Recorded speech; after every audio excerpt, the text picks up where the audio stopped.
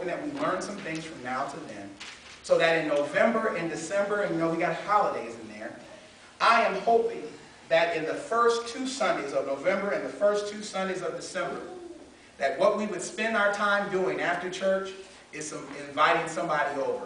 Invite a family over to your house, and you guys just fellowship together. Anybody you want, but that we would just do that together. So that means that I would have somebody over my house, you have somebody over your house. You pick one of those times, you'd say, hey, today, let's make a meal and just have whoever over. Let me have Cindy and Jerry come over my house. Now, they're not a couple. I don't want to make you guys think they're like a couple. They're just friends. But they're good friends, and I talk to both of them each week, and I like them both. So I might just want them to come over. Does anybody here know Jerry's last name? Anybody here say Jerry's last name? Don't tell me. Oh, can I look at my phone and see it? Nope. I can't? Starts with H. I know. Is it 3 syllables? About 4. It's about 4? It is 4. Did you see? You got it. All right. So, that was amazing, wasn't it? Yeah. Anyway, I talked to him. That's, go figure, fellowship, we talk. So, I would, in November or December, one of those Sundays, ask them, hey, come over our house and eat.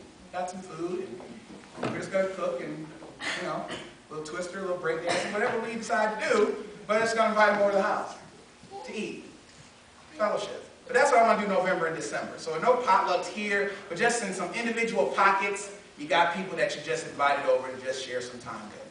See, those are some of the things at the size we are that we could do that kind of stuff, and it'd be fun.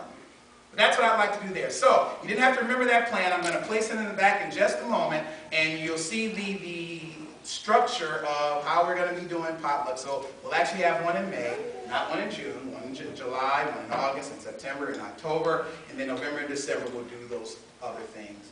And the purpose is not the food. The purpose is not to eat. That becomes second, third, or fourth in the scheme of things. It is to build our fellowship, to share time together, and to be Christ-like with one another, to get to know each other really, really well. Verna brought a nice, handsome guy in our midst, and she's already claimed him. She didn't give anybody else a shot. She just took him herself. But she brought somebody here. Did you guys get to know Mike yet? You guys know what kind of razor Mike uses to shave his head? I don't know that one either. I just thought that around. But the idea, nice guy. Really nice guy. But we need to get to know one another and spend time with one another. So that's the plan. And all of this is in the backdrop of the grace that God has given us and the measure of it, and the fact that He saved our souls. That is what is put up against the wall when we say, I can't. When we say it's too much. When we say I don't want to. That should be put up against those words. Christ died for you. And that's why I keep saying we don't have a reason good enough for Christ to say why we're not doing something. Your excuse is not for Clyde Mayberry. It's not. I don't have a heaven or hell. It's for Christ. And I want to see the one of us that can say, well, look, Christ, I know you died for me, and I know the nails went all through your hands, and I know they stuck a sword in your side, and I know you bled like crazy. But I can't do what you asked me to do. I just can't. I don't have time. I'm busy. Get out my schedule. Can we say that to God? I'm telling you today, we've already said it in the way we've conducted business. And it must change immediately. Let us pray.